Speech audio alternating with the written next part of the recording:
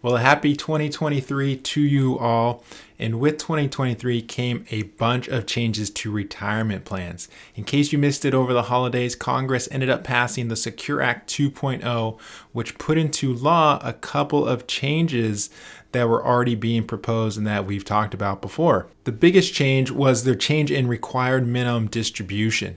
So instead of now taking your required distribution from your IRA or 401k at 72, that will now start at age 73. So we actually get another year to delay realizing some of that taxable income. So why does this matter? Well, because you can delay taking money out of your accounts. For example, if you don't need the income because you're on some other pension, or maybe you have an annuity, you have another stream of income where you don't want to be taking money out of your IRA or 401k, then you get to delay it for that additional year until you're absolutely required to. So this is a very nice upgrade as we get to delay or have you delay an additional year until you're age 73. Now they also put into law that it will continue to go up.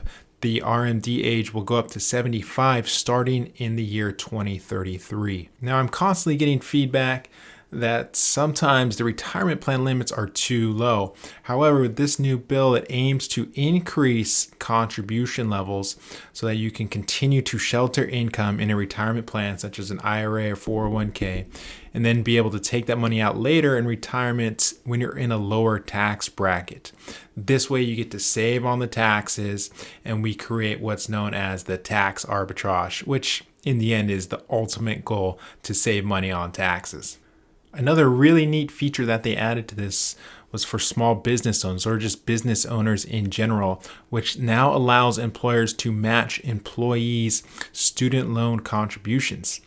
Meaning instead of putting money into their 401k accounts, an employee can now put money into a student loan and provide proof to that employer that they are making contributions or payments into their student loan, and the employer will still add that match to that amount.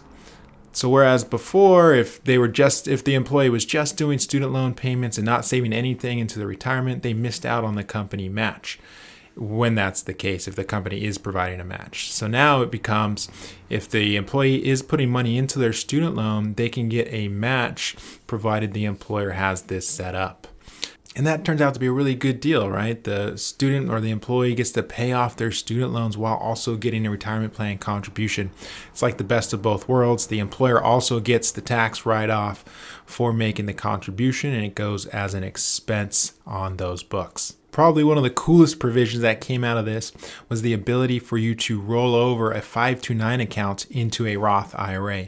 Now, I know I've been talking to a lot of clients about not overstuffing your 529 plan because we don't want you to be locked into those funds and take a penalty if your son or daughter chooses to go to college and it's already paid for, and you're left with this additional bucket of money in a 529 plan. Well, now that's not the case. As long as you've had the 529 open for 15 years, you can roll out $35,000 into a Roth IRA for that particular student, or in this case, son or daughter. And that becomes a really effective and cool tax tool, right? Because it allows you the ability to get money that should have been used for education into a tax-free bucket, assuming nothing goes wrong, for retirement. So it allows them to have this tax-free shelter pretty much starting around their age 20, 21, or whatever age they're done using the 529 plan, you still have funds left over. So this becomes a really nice tool that, if you can, it almost becomes more valuable to begin starting to overstuff some of the 529s to allow that flexibility to roll it over into a Roth IRA. Do you ever wonder if you still have a 401k from an old job just kind of sitting out there and you have no idea where it is? Well, with this new bill, they've passed a retirement lost and found website, meaning you're going to be able to go to some kind of database website, type in your information, and see if you have an old employer 401k kind of just lingering out there in the ethos. And that becomes really cool because a lot of times if you start off really young, maybe a company put money into an account for you, maybe that money didn't get rolled out, or maybe you left the company, you forgot about that money. it becomes a really cool tool to be able to check really quick, see if that money's out there, and it becomes found money. So another really cool a feature that came out of this particular bill. So those are the big changes that we're excited for, and you can tell there's a lot of cool things around this new bill and what it means for strategy and how it plays into retirement planning. Of course, it gives us a couple extra little tools or levers for us to use to create a lot of value in your financial life.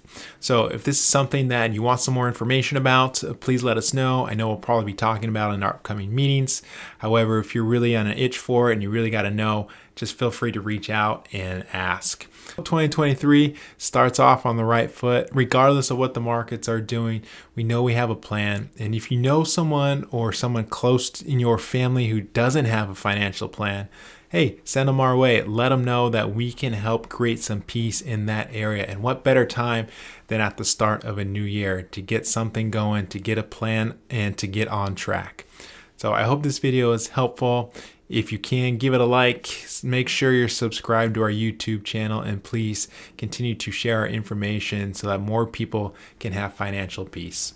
As always, I hope you have a great day and have a great weekend. Until next time.